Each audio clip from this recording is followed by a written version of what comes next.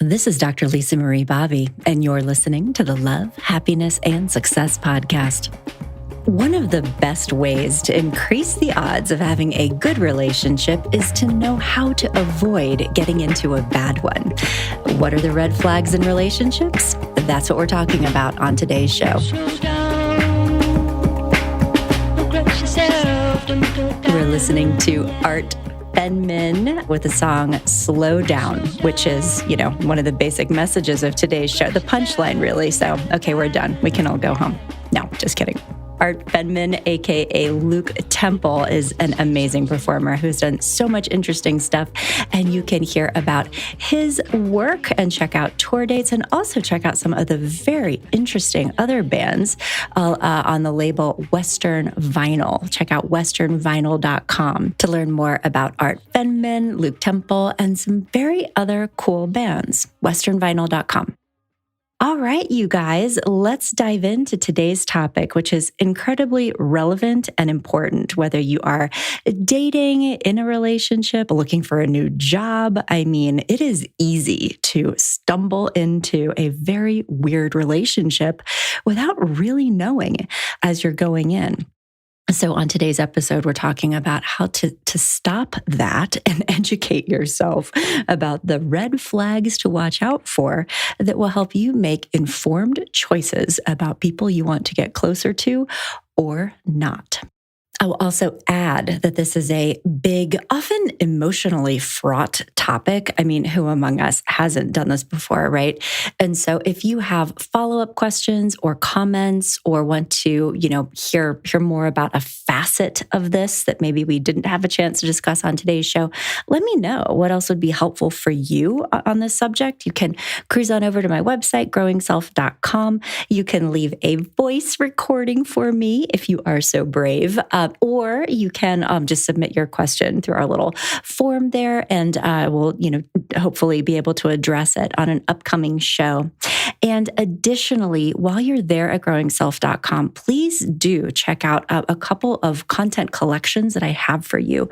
One is healthy relationships, and there is so much more on toxic relationships, healthy relationships, unhealthy relationships, how to tell the difference. So we have a lot of articles that have been written by myself or other, relationship experts on my team here at growingself.com.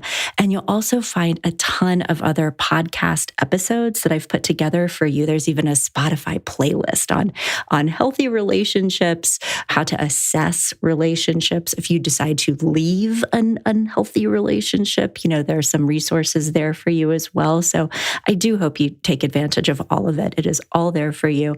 And thank you also to you guys who have been subscribing to this show. That is so awesome. I really appreciate that. And thank you so much for your kind comments and reviews. And thank you too for thinking to forward this episode and other content that we've made for you on the blog at growingself.com to anybody that you care about who may be, headed down a weird relational path. I know that can be so challenging as a friend, sister, brother, family member, parent, even if you are watching somebody that you love, you see a slow motion train wreck that they are actually feeling really excited about.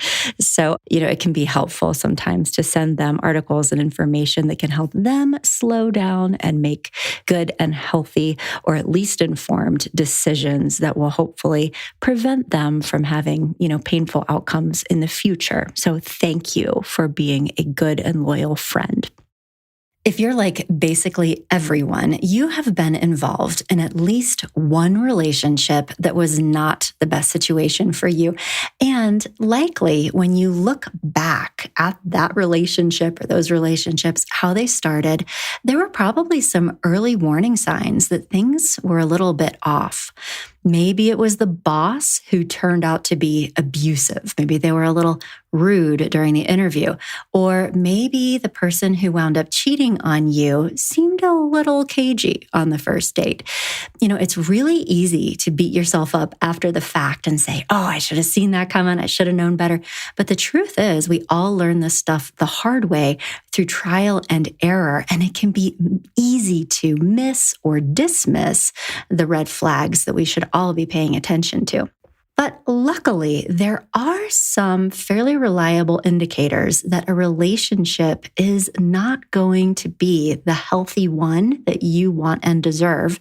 And today, we're going to be talking about how you can recognize those red flags in relationships and then navigate them when they arise. So joining me for today's conversation is my colleague here at Growing Self, Dr. Paige. She is a couples counselor, a relationship coach, an individual therapist. And Dr. Paige has helped so many people get better at recognizing unhealthy relationship patterns and cultivating genuinely healthy and happy relationships. And she has a lot of expertise in helping people recognize which relationships have potential to be fantastic and which ones may in fact be problematic. And today she is here to share her expertise with you. Thank you, Dr. Paige. Thanks, Lisa. Excited to be back. Yay. Well, and I just loved our last conversation. We recorded a fantastic episode together a while ago around healing relationships that was just phenomenal. And I should say, got so much wonderful feedback from our listeners that they really valued all of the fantastic wisdom you had to share there. So I'm excited to have you back to talk about this really important topic. Relationship red flags. So much to unpack. Yes. I have so many thoughts. So many thoughts. And I mean, clearly much to discuss, but where do you think we should start? Is there one kind of point of entry, like a common relationship red flag that with your clients, you're like, people tend to miss? What are some of the big ones? I think the really big ones, and I think they get missed because they can be very subtle at the beginning of a relationship. Well, that's a good, like real red flags, like somebody gets up to go to the bathroom and like steals your car, yes. those like, got it, noted. Yes. But it's the subtle ones that'll mess you up, right? Yes. So, yeah. So anytime anyone pushes a boundary, and again, this one gets tricky because sometimes we don't know we have a boundary until someone pushes on it. And then it's like, oh, that really feels not okay. But I mean, this can be anything from like checking your phone or visiting you at work before you've like talked about this being okay, or like inserting themselves into areas of your life that you haven't really talked about yet. And are we talking about like a romantic relationship in particular, or would this be like a more global? Because, weird relationships can happen in any area of our life, but it's certainly more impactful a lot of times if you're dating or with a partner. I would say global, right? Like if we had a friend pushing on a boundary or a work colleague, like probably bring up those same feelings. I also feel like any possessiveness or jealousy is another big red flag, which I think some people might get surprised how often that comes up in friendships. If someone is like really wanting to be your best friend, or is feeling lots of feelings that you're spending time with other friends, that would feel like a red flag to me. And then I think the one that always comes up when we're particularly thinking about romantic relationships, and maybe a red flag for violence, is like how people express anger. Because anger is a fine emotion. All humans are going to feel anger at some point. But how are people expressing their anger? Is it becoming really nasty towards you? Are they punching a wall or throwing something? That would be a big red flag that there might be some emotion regulation struggles, which for me would just be, let's pump some brakes here and evaluate how we're feeling about that. Definitely. Okay, so these are all certainly things to pay attention to. And, I really liked your one comment about boundary pushing and how that can really come up in any situation. I actually have a good friend who's a professor at a university and who is actually involved in new student admissions and, teaches courses and all this. And she actually said once to me, she's like, I can always tell the students who are going to wind up being either difficult or not doing well in this program because they come in asking for accommodations and having, wanting to make changes to various things and essentially like trying to push the boundaries of the program. And so it's like really consistent across the board, somebody just kind of showing a general disrespect for what should be healthy and appropriate limits. What would, and certainly keep things confidential, but I mean, what would be some examples of what that could look like? Because it's one thing for you and I to say pushing boundaries, but like, what would be some examples of, especially as you're just getting to know someone, of boundary pushing? Yeah. I think some examples that I've seen is like not wanting to respect space. So maybe at the beginning of a relationship, it's exciting. We've been spending a ton of time together and someone's like, oh, I want to be alone tonight, or I want to spend some time with friends. Maybe this is a romantic relationship. And the other person might be offended or like, oh, but I care about you. Like if you cared about me, why would you want to spend time with other people? Or just acting like really hurt. I think that's maybe a more subtle way that people push on a boundary. Isn't that they're like out and out saying, no, I won't respect this boundary, but they're either intentionally or unintentionally doing something to bring up guilt in you for setting that boundary by, being really hurt or offended or like it's not okay to have done that. Yeah, sort of. It's like a little manipulative kind of. Yeah. Like, oh, you're going to go out with your other friends. Okay, well, I'm just going to sit in this dark room and be sad until you get back. Like that. Yeah, that's one that comes up. I've definitely seen examples of that. Yeah. Okay, got it.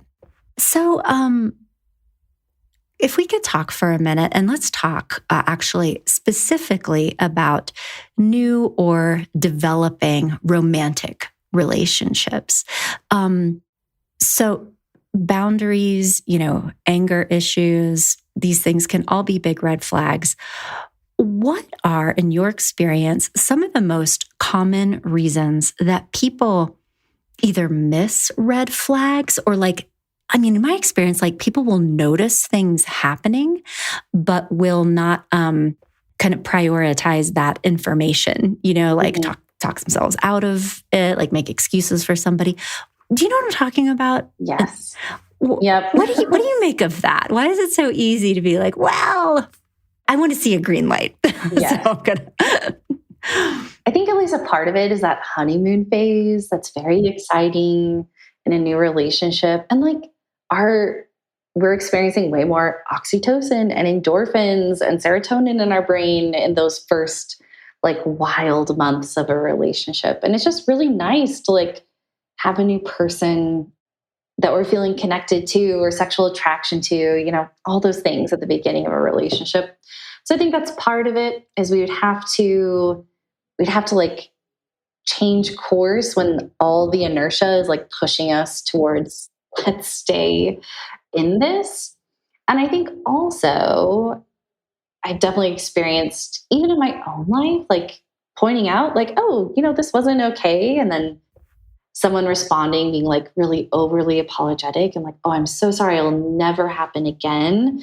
And I think it's much easier at the beginning or when it's a smaller thing that just made us feel kind of not okay. And then it's oh, well, they said it was okay. They're never going to do it again. And it's easy to justify and rationalize that it's not a pattern yet. It was just one thing and they're an okay person.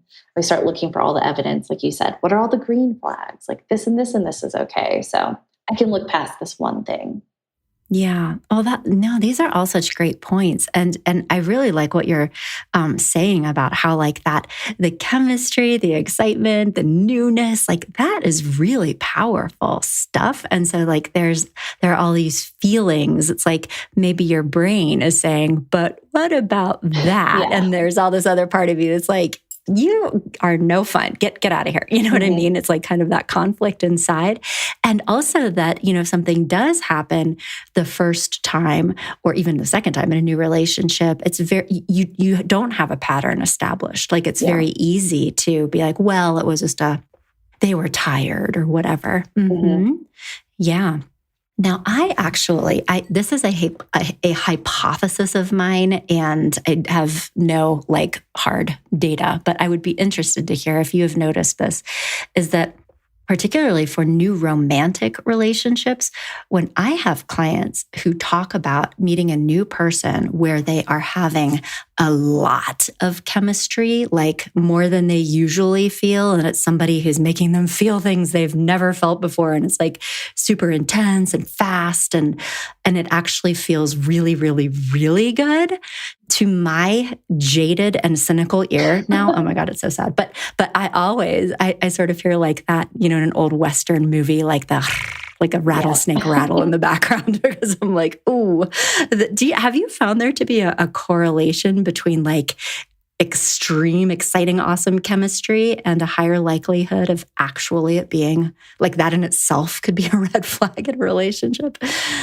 Yeah.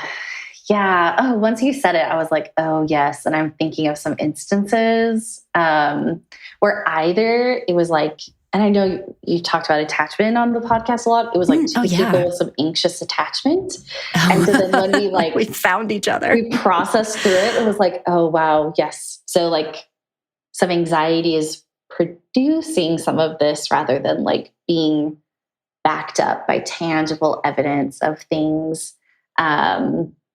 And then, I just think when you're in that, like,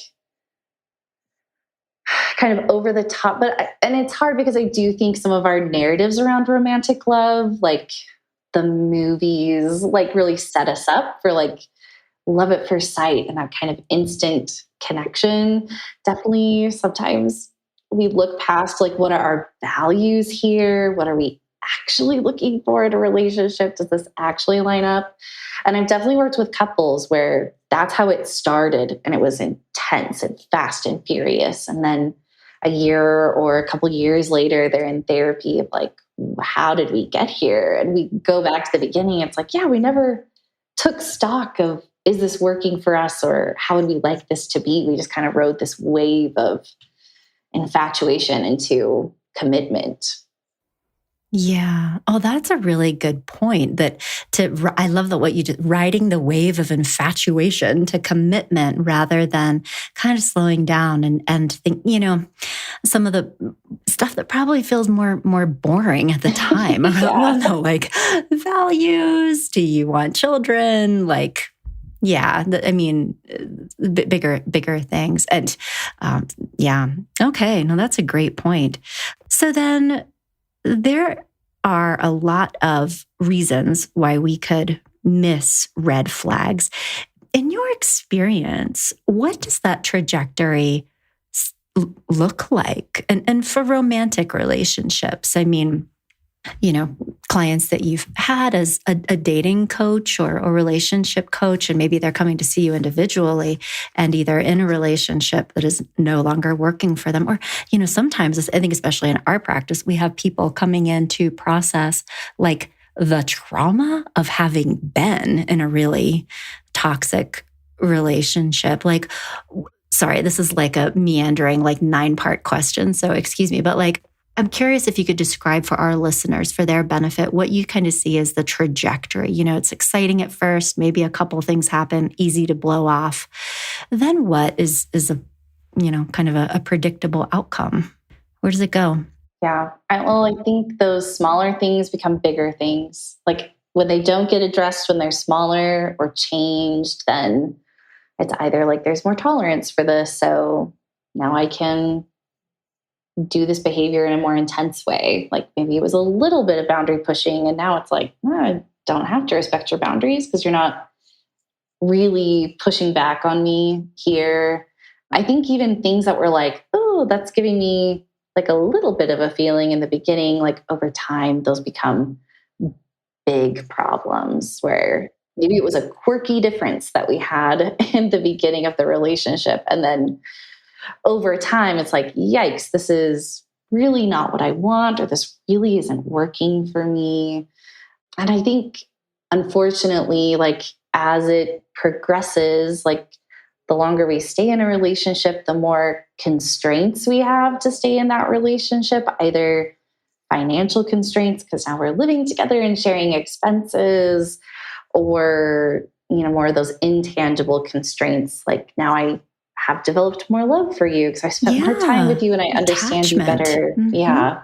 Yeah. And so then, like, this is a huge problem, but now we've got all this history, which I think makes it really hard to leave and really hard to address, because sometimes they are things that have been around in some level from the beginning, and we didn't address them early on. And so now we're trying to like change course when we've got right all this time. Oh my gosh. Yeah. That is such a good point, that it's almost, like feeling like, do I have the right to now demand that my partner be fundamentally different? Because even though maybe I knew these things about them when we were on the on-ramp, decided to overlook them, and now I have decided that it is a real problem for me, is that almost even fair of me to do? Like it like second guessing, I think. Yeah. Hard to leave, but also that second guessing of, what if this is just who this person is? You know? Yeah. That's a really good point. And also we should say, there are kind of like different levels of severity when it comes to relationship red flags.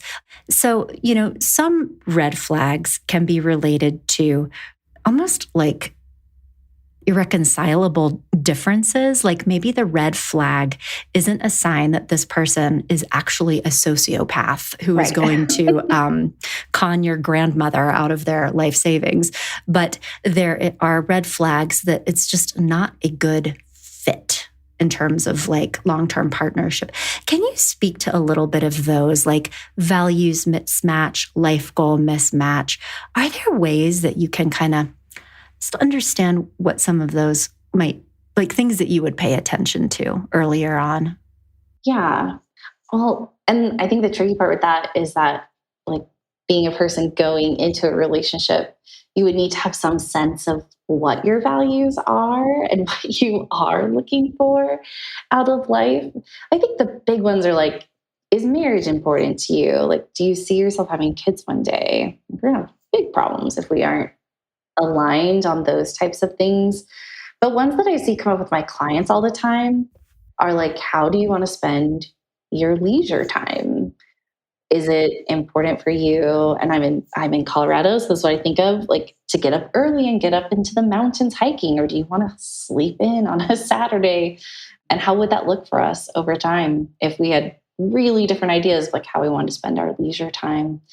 I think there can also be some careers that might be mismatched, of like, am I a person who can be flexible to work or to be in a relationship with someone who has a really weird work schedule, or works nights, or is on call and might get called away? Or I'm thinking also of like someone in the military who might be deployed. Like, am I really going to be okay with that long term? Or if we have to be long distance for a time, like, how is that actually going to be for me and my personality? And I think those are the ones that are trickier, because as a therapist, I can't tell you, like, I can tell you, like, it's bad if someone checks your phone without talking to you, like, hard stop. But those ones are more like, I don't know, you're going to have to tell me if that's something that's going to be workable for you, or if that's going to cause some problems. So what you're talking about now are kind of red flags that are your personal red flags. And what I think I'm hearing you say is that in order to be able to see those and manage those, first you have to be clear about what some of those personal, I mean, to use the word deal breaker, right? To know what some of those are. Yeah. Mm-hmm. Yeah. Yeah. Well, and I know that again, I do not want to put you on the spot because I think as a therapist, as a coach, we spend a lot of time, over many, many weeks or months, really helping our clients develop clarity about themselves through like a growth experience.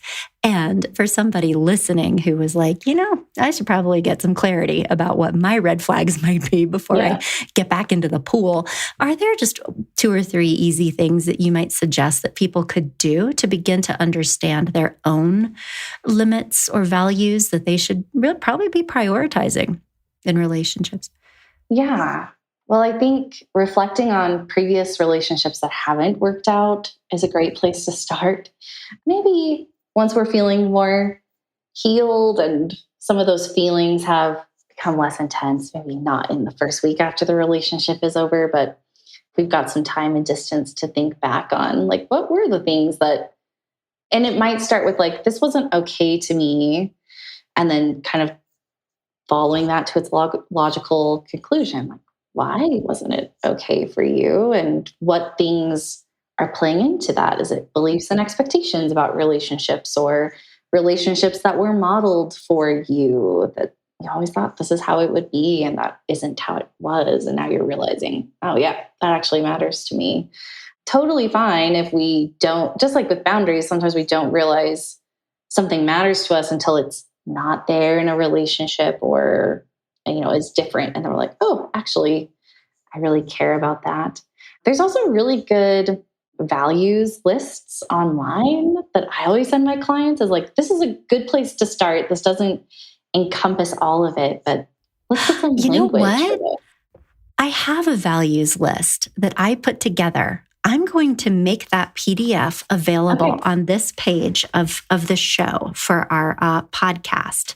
Let's see. Let's put it at growingself.com/relationship-red-flags. And I'll make sure that there is a little downloadable PDF just free of the values sheet that I use with my clients. Awesome. That's a great idea, Paige. Thank you for suggesting that. Yeah. I also, like from acceptance and commitment therapy, one of their worksheets is just in the different areas of my life. So my romantic life, my work life, my social life, my family life, my leisure life. They just have like all these different areas and then you kind of put your values, different words into those. And that would be a place I would think about. Your romantic relationship is only a part of your life. So, and in all those other lives or parts of your life as well, what are your values there?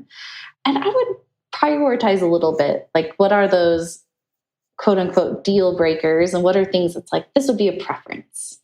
Like, if they liked dogs, that'd be great. I would love to get a dog one day, but it wouldn't be a huge problem if we didn't have a dog. Whereas it might be, I really want kids, or I have some trauma from my own family of origin, and I really can't handle it when people yell. Like, that's a big trauma response for me.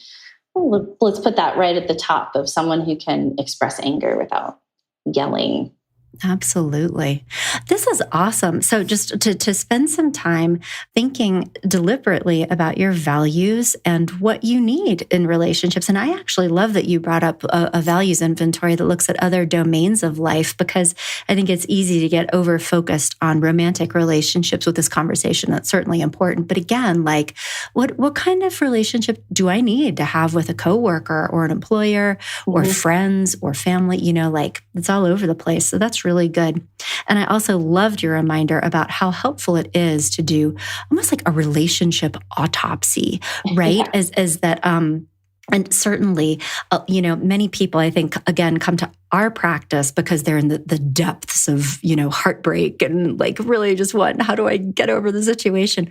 But I think it's so valuable, and especially in our dating coaching work, when people can come in and be like, okay, I'm thinking about putting myself back out there and I need to spend some time figuring out these patterns and just like, what were those common elements?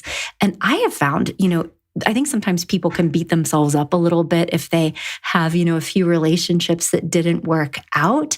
It's so valuable to have a few of those under your belt, because that's actually how you learn about what works for you and what doesn't work for you. So, it's just to reframe it and to use the opportunity. Thank you so much, Paige, for bringing that up. That's super. Okay. And then so talking a little bit more about those personal red flags, are there others? I mean, if it goes into, deal breakers that might be very real for you, like, you brought up, because of my history, cannot be with somebody who easily yells, even if, they're not trying to be mean. That's just sort of the way they communicate. That's not going to work for me. Are there other personal red flags that you would encourage people to think about?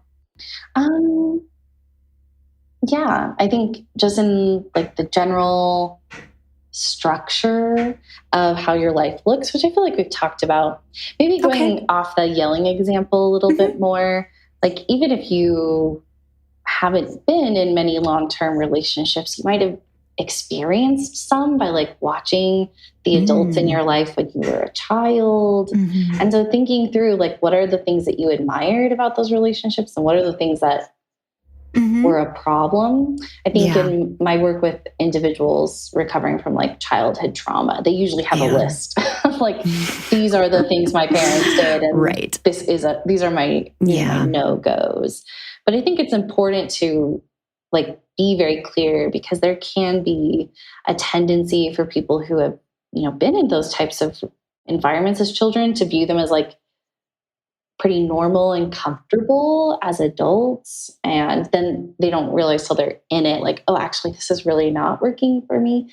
So I think it's helpful, outside the context of a romantic relationship to think through like the adults I watched go through relationships, or maybe like watching friends go through romantic relationships. What are things that have been like, oh yeah, I think that would work well for me? And what are the things that have been like, yikes, that was either really uncomfortable for me to go through as a child, or I've seen how it's impacted someone I care about. But like to bring that into your consciousness, because Paige, I'm so glad that you just brought this up. And I think it's very, very true that particularly if you were raised in an environment of unhealthy relationships, somebody who shows up and has, red flags like flying out like rockets all over the place is actually going to feel familiar to you, is probably going to feel good to you in some ways. It's like,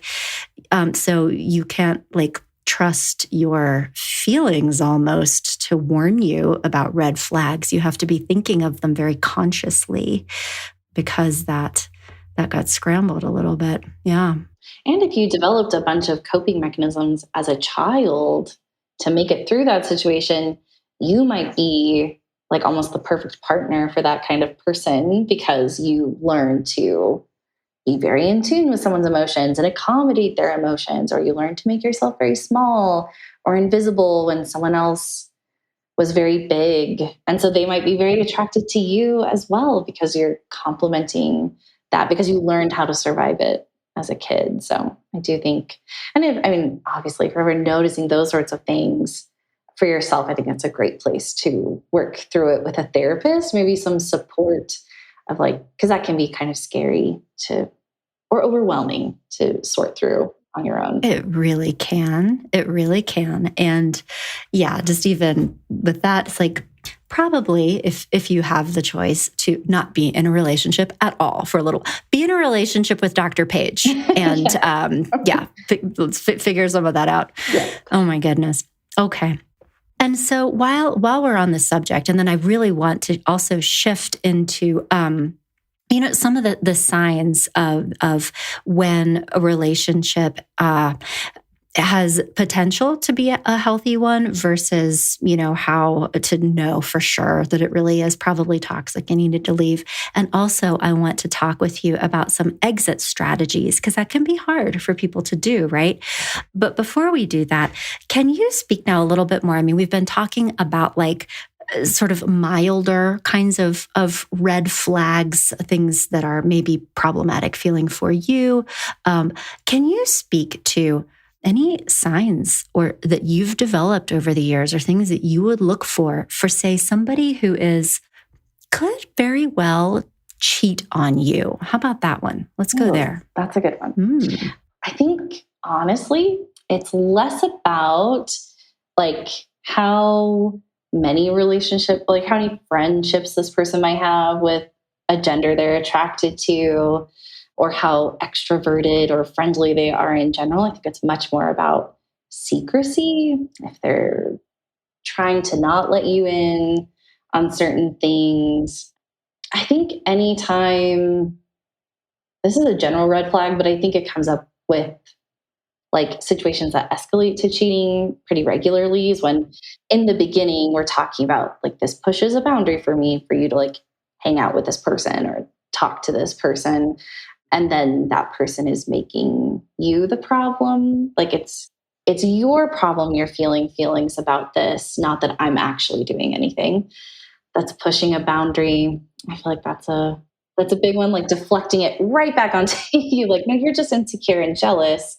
Whereas someone who was like a sign of a very healthy relationship might be, oh, like, I don't want to make you feel insecure and jealous. Like, let's talk together and better understand where you're coming from, where I'm coming from. Let's hash this out. Versus like, no, this is you. You need to get over it. Yeah. Like a kind of a gaslighting. Yeah. I mean, is what you're talking about. Yeah, definitely. Okay. So, and a failure to like take responsibility or acknowledge or validate how you might be feeling. Now, also, I think too, in my experience, one that I've seen are people who are very quick to feel like victimized by others, right? It's like, well, they, I don't know, are always like feeling persecuted by people, or that they're not getting enough for other people. And so like they're justified in their actions of doing questionable things. I found that one to be true. There are other red flags about infidelity, betrayal.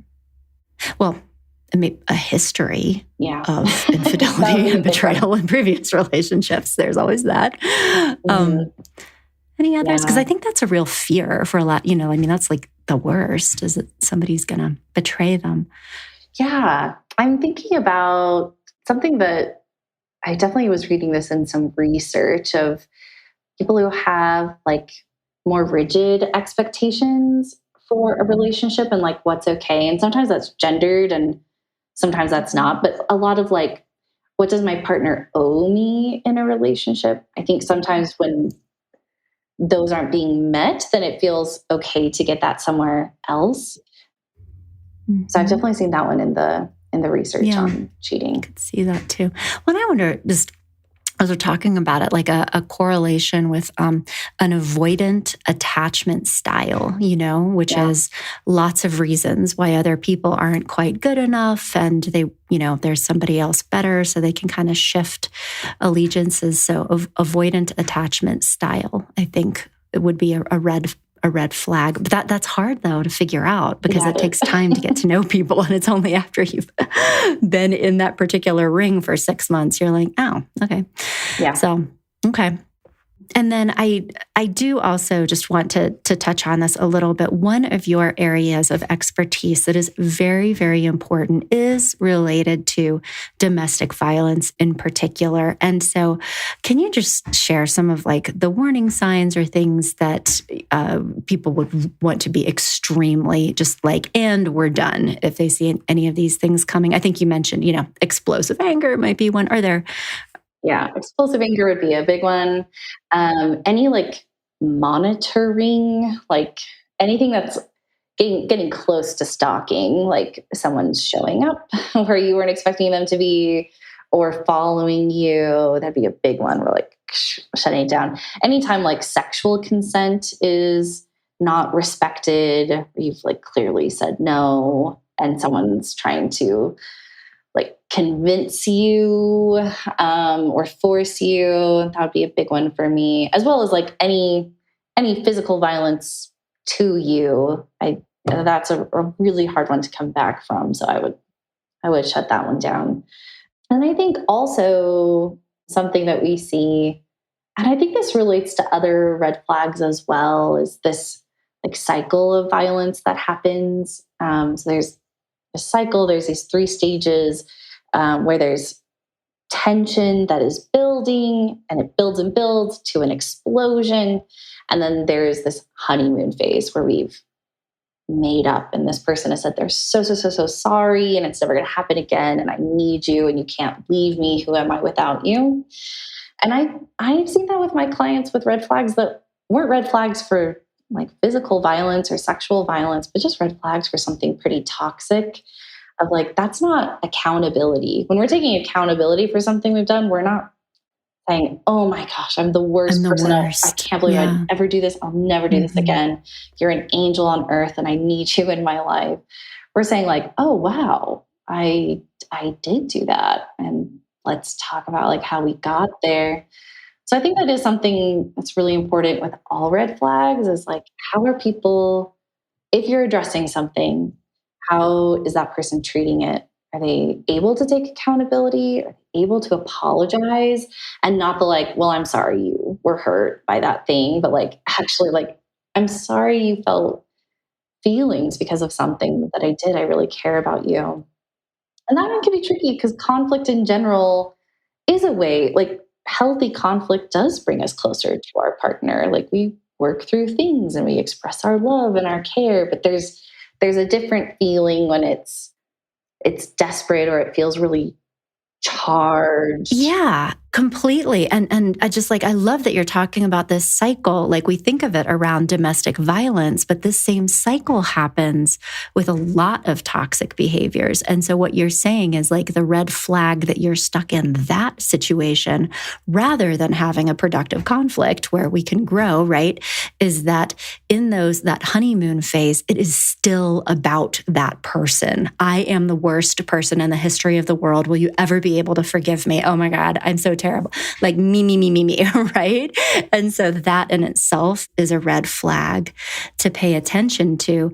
And this conversation is also making me think of another recent podcast that our listeners might want to check out on the apology languages and talking about exactly, I think, what you're saying of how it's not the words that you say even, although certainly communicating empathy for the other person's feelings, but really like tying that to, and here is why it is going to be different going forward, like tying it into actions, tying it, understanding of like why it happened in the first place, like evidence of that it could be different and it will be different going forward.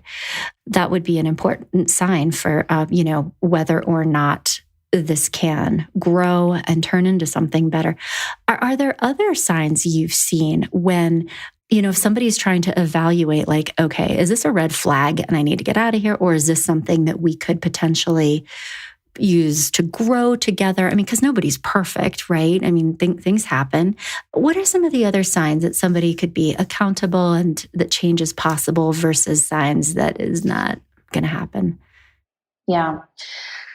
I think in addition to like how the repair happens with the apology and we're coming together is maybe how the conflict is happening. Like, is someone able to, even in a conflict, talk about how they're feeling and avoid like putting you down or swearing at you or if there's any other like red flags you have in terms of how conflict happens. But yeah, are they able to stay somewhat grounded in themselves to have a discussion about a hard thing versus being so sensitive or so Right. overwhelmed by emotion? Yeah. Because it Either is freaking true. out on you or falling apart, right? Yeah. Mm-hmm. And it's true that I can even think of for myself, like some bad relationship moments that I was the one who was doing the thing. And I'm I glad hear people you. gave me a second chance or gave me a Right. chance to explain. Mm-hmm. Yeah. But I think I like to have things very quantified and like tell you the thing. But I think there is like a gut feeling when it's too desperate, the emotions are just a little too big for this situation. Or like you said, it's still about that person, even as you're trying to move forward. Well, and it's so hard. And I think for women and also, caring and lovely men and people of every gender, because I think that there are these messages too in our culture about forgiveness, about compassion, about giving people second chances, about grace, and all, like these are very positive things. And so I think it can also be really hard, especially if you care about somebody, to like get to this place where it's like, no, F you. I'm not doing this with you anymore. Like, get out of here. Right. Yeah. And so it can really be that process of figuring out, and it can take some time. Yeah. Yeah. Yeah. Yeah. Okay.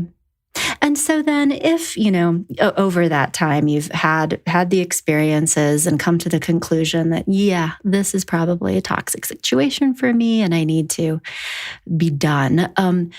Are there any, I don't know if strategies is the right word, but that idea of exiting, any ideas or things that, you've had clients remind themselves that in your experience have made it easier for them to feel like their decision to not participate in this anymore is legitimate? And because again, people really worry about hurting others and right and self-doubt. What makes it easier? I think going in with a lot of intention for some of my clients, that's let's write it out. Like, what are all the reasons? Let's be very clear. Why is this not working for me? And reminding ourselves of like, these are the reasons. Because I think sometimes there is like with clients I've worked with, there's a worry that like, well, what if they say no? Like they don't want to break up, and then what am I going to do? So like, let's be prepared let's make this a very intentional decision. I think planning it and having the time set aside of like, and even thinking through like, when would be the best time for me? When would I have the most internal resources? So if I'm a morning person, like let's not schedule this talk at 10 o'clock at night. Or if I have a really stressful job, like maybe we schedule this for the weekend. And I think with some of those fears about like being mean or hurtful, I think it's helpful to remember that overall, like staying in a relationship that you don't want to be in just to appease someone's feelings is not very kind in the long run. Like everyone deserves to be in a relationship with someone who wants to be in that relationship with them. And so I do remind my clients that like being honest in a not cool way is kindness. And remembering that if we're choosing to stay in a relationship that isn't quite working and trying to fix it, or end that relationship. Like we are choosing two options that are painful. And so if we're thinking like, I can just avoid feeling hurt or sad or lonely with any choice, like there's no choice that avoids that. Yeah, can take that one away from you. Yeah. But well, and I also like that reminder. I mean, if you are really staying in a relationship because of your fear of harming, that was like you're really not doing that person any favors or yourself in the long run. And that's a good reminder, because I think sometimes that internal narrative can be like we're being kind or something. Yeah. And as we're talking and I'm reflecting. So my own relationships, like relationships that I've stayed in probably longer than I should, personal or even like some working relationships. I think it sounds weird, but it's like sometimes the most positive things that can really keep us stuck. Like I'm a very optimistic person by nature. On my little strengths and virtues inventory, it is optimism is one of my top strengths, and also being merciful. So optimistic and very easy for me to be like, and that has messed me up so many times, because I always like think that, well, it'll get better, and they had a hard day. And so I think the point is to notice what your little cognitive traps might be, what are the things that have kept you stuck in the past, and how to deal with them to extract yourself from weird situations in the future. Yeah. Yeah. And I think this came up on one of the podcasts. I don't remember who was doing it, but talking about a breakup as an attachment wound. And I think we can prepare for that. Like we can, the other people in your life that are providing a good, strong attachment, like preparing yourself, like scheduling time to be with other people, just knowing, like, even if it's not working, if I end this, I'm going to feel some attachment pain. And so, where can I get some of those attachment needs filled that isn't in this relationship I don't want to be a part of anymore? Yeah, thank you so much for saying that even if you want to end a not so great relationship for very good reasons, you can still expect to feel bad and sad and like miss that person. And I think that often is very confusing for people because they think that, well, if I am ending a bad relationship, then I shouldn't feel like heartbroken and sad and like miss this person. So like, well, then I must love them and we should be together. Like, no, you're going to feel that way when you're leaving a good relationship or a not so good one. Yeah. Mm-hmm. Thank you for that reminder. I think that's really, it can be surprising to people, but very helpful for them to know that. Okay. I did just want to circle back around really quickly before we end to your experience about red flags with like employers or work situations, because and especially any of our career counselors in our practice routinely work with people who've had like really been like quite traumatized by toxic work environments or, power dynamics with bosses that turned out to be really just awful to them and can be in these situations just for years, right? And it's a big part of life. Do you have any insight into things that you would advise people to look for or be thinking about as they are maybe interviewing for a new position or with new leadership coming in, like how signs that red flags? Yeah. Well, I think some of the ones we were talking about with romantic relationships still apply, like boundaries for sure. But I also have the same feeling when we were talking about like someone talking about their new partner and it's like, oh, there's all this chemistry. I also feel a little weird when a workplace is a little culty. Like when people love it so much and like we're a family and I'm like, I hate that. This is a job. If anybody uses the F word, family, I'm like, they are being so manipulative to you right now. You need to like get out of there. Okay. Yeah. That is not your sister. Yes. No, it's a coworker. So there should be a healthy, like we get along and we respect each other and we work well together, but we're not a family. This is a workplace. We need to have some of those boundaries. So that's a big one for me is when it's getting into that, like, we're like too positive about it. We've lost reality. Mm-hmm. And I would also think about, particularly in interviews, and I'm not a career coach, but I have helped a couple clients think through some values around this lately. And we've talked a lot about like, what are some questions that we could ask to evaluate work-life balance? Are there going to be expectations that we are working longer than our contracted hours? If there's a unlimited time off policy, for example, how often are people actually taking the time off?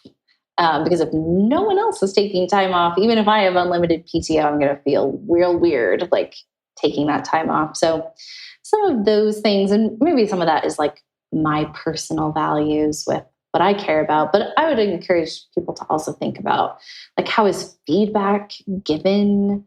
How would you as an employee give feedback on a superior? Like, is there a process that you would be able to talk to someone about a problem and feel safe doing that?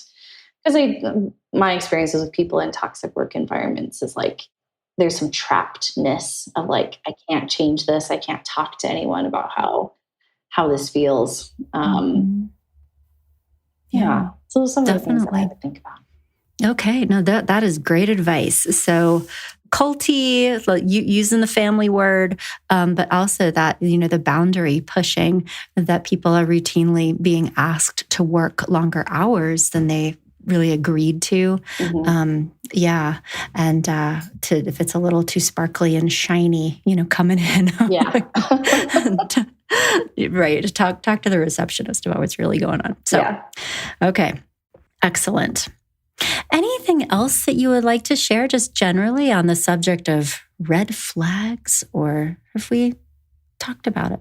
I think the only last thought I would have is I think often people are much too harsh on themselves for not seeing red flags or not responding to them.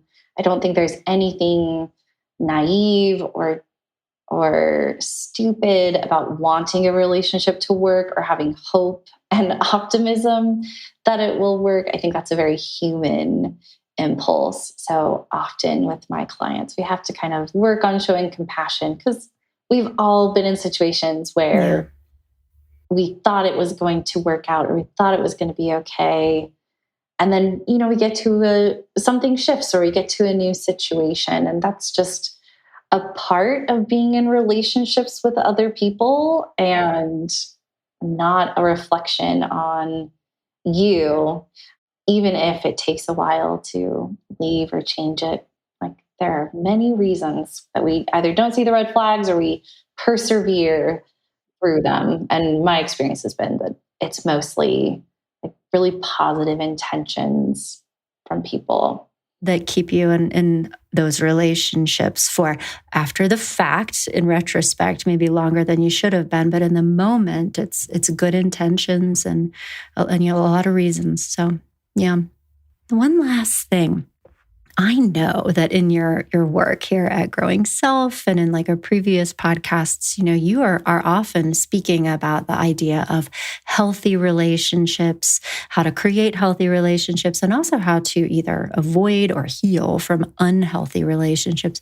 Why is this particular subject so important for you? Oh, I've definitely had my own share of unhealthy relationships. Me too. Maybe that's why I became I think many of us become therapists. You're outing us, Paige. Yeah. But I have found that it is personally, and this is my therapist coming out. I just see all these situations with humans so messy and there's so much nuance and it's so rarely that it's a bad person and a good person in a relationship. It is a flawed person and a flawed person. And sometimes the way that our flaws interact with each other is very toxic. And so for me, helping someone think through, what were the red flags? What was I contributing to that? What are some of my red flags that I might be putting out into the world? And especially, and because I do so much trauma work, if that's coming from a place of trauma, we just got to go back and heal that. But I view that as really meaningful, as helping people be prepared to engage in healthy relationships.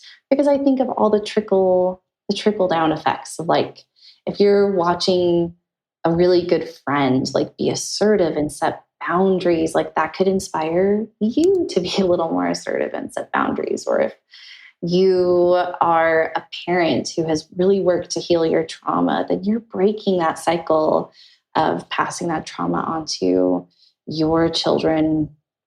Or if you're the coworker that is sticking up for your rights as workers, there's just ways that I know it's impacting people beyond just my therapy room. Mm-hmm. And that's where my optimism as a therapist comes through. Is hopefully as my clients are learning how to do this, they're inspiring other people or helping them in their journey of healing. Yeah. That's so cool, Paige. Thank you so much for sharing that. And I totally get it. It's that not just is your work helpful in healing to your one person, but just knowing, and for our listeners too, that the work you are doing on yourself is also then healing and touching and helping a lot of other people. So thank you. Mm-hmm. What a wonderful note to end on. Thank you so much for joining me today, Dr. Paige. This is wonderful.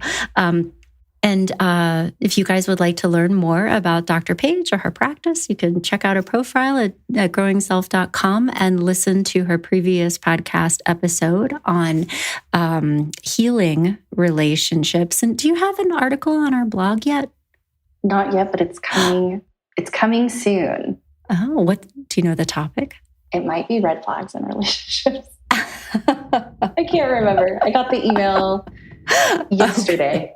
But yes, good too. We're working on that again. So anyway, well, thanks again. Thanks for having me.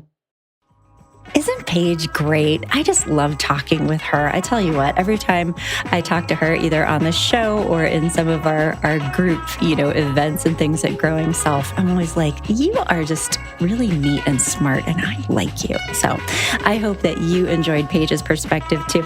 And if you'd like to learn more about Paige, or also, access some of the articles that she's written on the blog, come over to growingself.com, come to our blog homepage, blog-podcast at growingself.com, and check out our content collections. You can learn more about Paige and hopefully access all the other resources that we have available for you. So thanks again for listening, for subscribing, and for submitting your questions for upcoming shows. And I will look forward to chatting with you again soon. And in the meantime, please enjoy more Art Fenman, courtesy of Western Vinyl, westernvinyl.com. Thanks all. Talk to you soon.